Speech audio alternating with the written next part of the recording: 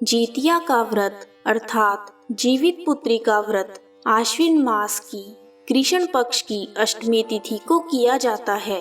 इस व्रत में माताएं अपनी संतान की सुरक्षा एवं स्वास्थ्य के लिए पूरा दिन तथा पूरी रात 24 घंटे तक निर्जला उपवास करती हैं। यह व्रत सबसे कठिन व्रतों में से एक है। इसे भी छठ के महापर्व की तरह 3 दिन तक किया जाता है। यह व्रत आश्विन माह की कृष्ण पक्ष की सप्तमी से शुरू होकर नवमी तक चलता है। सप्तमी का दिन नहाय खाए के रूप में मनाया जाता है। यह बिल्कुल छठ की तरह ही होता है। इस दिन महिलाएं सुबह सुबह उठकर गंगा स्नान करती हैं और पूजा करती हैं।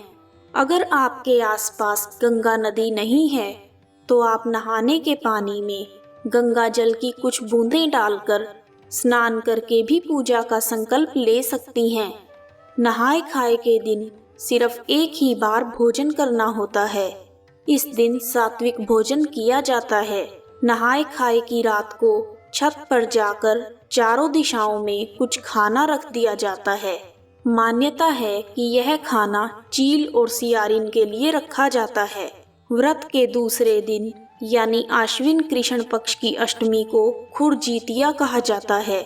इस दिन महिलाएं निर्जला व्रत रखती हैं और अगले दिन पारण तक कुछ भी ग्रहण नहीं करती। व्रत के तीसरे और आखिरी दिन पारण किया जाता है। जीतिया के पारण के नियम अलग अलग जगहों पर अलग अलग हैं। व्रत के पारण के बाद आप कैसा भी भोजन कर सकते हैं। इस व्रत में विधि विधान से पूजा करने के बाद व्रत कथा को अवश्य सुनना चाहिए। आइए जानते हैं जीतिया व्रत की एक पौराणिक कथा। पौराणिक कथा के अनुसार जब महाभारत का युद्ध हुआ तो अश्वत्थामा नाम का हाथी मारा गया, लेकिन चारों तरफ यह खबर फैल गई कि अश्वत्थामा मारा गया। यह सुनकर अश्वत्थामा के पिता द्रोणाचार्य ने पुत्र शोक में अस्त्र डाल दिए। तब द्रौपदी के भाई धृष्टद्युम्न ने उनका वध कर दिया। पिता की मृत्यु के कारण अश्वत्थामा के मन में प्रतिशोध की अग्नि जल रही थी। अपने पिता की मृत्यु का बदला लेने के लिए वह रात के अंधेरे में पांडवों के शिविर में जा पहुंचा। उसने पांडवों के 5 पुत्रों को सोया हुआ देखकर उन्हें पांडव समझ लिया और उनके 5 पुत्रों की हत्या कर दी। परिणाम स्वरूप पांडवों को अत्यधिक क्रोध आ गया। तब भगवान श्री कृष्ण ने अश्वत्थामा से उसकी मणि छीन ली, जिसके बाद अश्वत्थामा पांडवों से क्रोधित हो गया और उत्तरा के गर्भ में पल रहे बच्चे को जान से मारने के लिए उसने ब्रह्मास्त्र का प्रयोग किया। भगवान श्री कृष्ण इस बात से भली भांति परिचित थे कि ब्रह्मास्त्र को रोक पाना असंभव है, लेकिन उन्हें उत्तरा के पुत्र की रक्षा करना अति आवश्यक लगा। इसलिए भगवान श्री कृष्ण ने अपने सभी पुण्यों का फल एकत्रित करके उत्तरा के गर्भ में पल रहे बच्चे को दे दिया, जिसके फलस्वरूप उत्तरा के गर्भ में पल रहा बच्चा पुनर्जीवित हो गया। यह बच्चा बड़ा होकर राजा परीक्षित बना। उत्तरा के बच्चे के दोबारा जीवित हो जाने के कारण इस व्रत का नाम जीवित पुत्री का व्रत पड़ा। तब से ही संतान की लंबी उम्र और स्वास्थ्य की कामना के लिए जीवित पुत्री का व्रत किया जाता है। आइए अब शुरू करते हैं जीवित पुत्री का व्रत की दूसरी कथा। इस कथा के अनुसार गंधर्वों के एक राजकुमार थे जिनका नाम जीमूतवाहन था। वह बहुत उदार और परोपकारी थे। बहुत कम आयु में ही उन्हें सत्ता मिल गई थी, लेकिन उनका मन सत्ता के कार्यभार में नहीं लगता था। ऐसे में वह अपना राज्य छोड़कर अपने पिता की सेवा के लिए वन में चले गए। वन में उनका विवाह मलयावती नाम की एक राजकन्या से हुआ। एक दिन जब जीमूतवाहन वन में भ्रमण कर रहे थे तो उन्होंने एक वृद्ध महिला को विलाप करते हुए देखा। उस महिला का दुख देखकर उनसे रहा नहीं गया और उन्होंने वृद्धा को विलाप का कारण पूछा। इस पर वृद्ध स्त्री ने बताया, मैं नागवंश की स्त्री हूँ और मेरा एक ही पुत्र है। पक्षी राज गरुड़ के सामने प्रतिदिन खाने के लिए एक नाग सौंपने की प्रतिज्ञा हुई है। जिसके अनुसार आज मेरे पुत्र शंखचूड़ को भेजने का दिन है। शंखचूड़ मेरा इकलौता पुत्र है।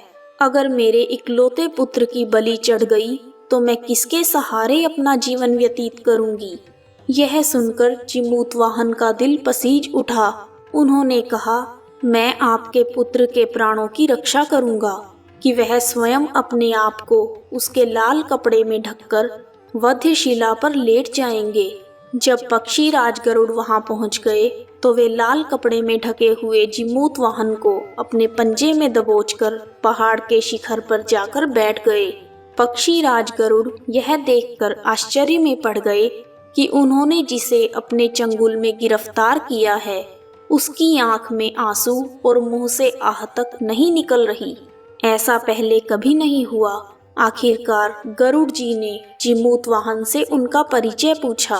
गरुड़ जी के पूछने पर जिमूतवाहन ने उस वृद्धा स्त्री से हुई अपनी सारी बातों के बारे में बताया। पक्षीराज गरुड़ हैरान हो गए। उन्हें इस बात पर आश्चर्य हो रहा था कि कोई किसी की मदद के लिए ऐसी कुर्बानी भी दे सकता है। गरुड़ जी इस बहादुरी को देखकर काफी प्रसन्न हुए और जिमूतवाहन को जीवन दान दे दिया। साथ ही उन्होंने भविष्य में नागों की बलि ना लेने की बात भी कही। इस प्रकार एक माँ के पुत्र की रक्षा हुई। मान्यता है कि तब से ही पुत्र की रक्षा के लिए जिमूतवाहन की पूजा की जाती है। आइए अब जानते हैं जीतिया व्रत की तीसरी कथा। नर्मदा नदी के पास कंचन बाटी नाम का एक नगर था। वहाँ के राजा मलय केतु थे। नदी के पश्चिम दिशा में मरुभूमि थी जिसे बालूहटा कहा जाता था। वहाँ विशाल पाकड़ का एक पेड़ था। उस पेड़ पर चील रहती थी। पेड़ के नीचे खोखर था जिसमें सियारिन रहती थी। चील और सियारन में गहरी दोस्ती थी। एक बार दोनों ने मिलकर कुछ स्त्रियों को जीतिया व्रत करते हुए देखा। तब उन्होंने जीतिया का व्रत करने का संकल्प लिया। फिर दोनों ने भगवान जिमूतवाहन की पूजा करने के लिए निर्जला व्रत रखा। व्रत के दिन उस नगर के बड़े व्यापारी की मृत्यु हो गई और व्यापारी का दाह संस्कार वहीं मरुस्थल पर ही किया गया। दिन बीतने के बाद जब रात हुई तब वहाँ मौसम खराब हो गया। बिजली कड़कने लगी और बादल भी गरजने लगे। वहाँ पर बहुत बड़ा तूफान आ गया था। सियारिन को अब भूख लगने लगी। मुर्दा देखकर वह खुद को रोक ना पाई और उसने व्यापारी के शरीर को खा लिया और उसका व्रत टूट गया। पर चील ने संयम रखा और नियम व श्रद्धा से अगले दिन व्रत का पारण किया। फिर अगले जन्म में दोनों सहेलियों ने ब्राह्मण के परिवार में पुत्रियों के रूप में जन्म लिया। चील बड़ी बहन बनी और उसका नाम शीलवती रखा गया। शीलवती की शादी बुद्धिसेन के साथ हुई। सियारिन छोटी बहन के रूप में जन्मी और उसका नाम कपूरावती रखा गया। उसकी शादी नगर के राजा मलय केतु से हुई। अब कपूरावती कंचनबाटी नगर की रानी बन गई। भगवान जिमूतवाहन के आशीर्वाद से शीलवती के 7 बेटे हुए, पर कपूरावती के सभी बच्चे जन्म लेते ही मर जाते थे। कुछ समय बाद शीलवती के 7 पुत्र बड़े हो गए। वह सभी राजा के दरबार में काम करने लगे।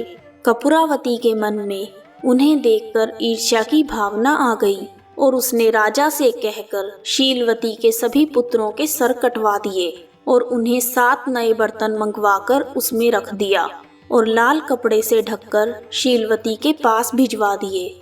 यह देखकर भगवान जिमूतवाहन ने मिट्टी से 7 भाइयों के सर बनाए और सभी के सिर को उनके धड़ से जोड़कर उन पर अमृत छिड़क दिया, जिससे सभी में जान आ गई और शीलवती के 7 पुत्र जिंदा हो गए और घर लौट आए। जो कटे हुए सिर रानी ने भेजे थे वे फल बन गए और दूसरी ओर रानी कपूरावती बुद्धिसेन के घर से पुत्रों के मृत्यु का समाचार सुनने के लिए व्याकुल थी। जब बहुत देर तक कोई समाचार नहीं आया तो कपूरावती स्वयं ही बड़ी बहन के घर चली गई। वहां सबको जिंदा और खुश देखकर वह बेहोश हो गई। जब उसे होश आया तो उसने अपनी बहन को सारी बात बताई। अब उसे अपनी गलती पर पछतावा हो रहा था। भगवान जिमूतवाहन की कृपा से शीलवती को पूर्व जन्म की बातें याद आ गई। वह कपूरावती को लेकर उसी पाकड़ के पेड़ के पास गई और उसे सारी बातें बताई।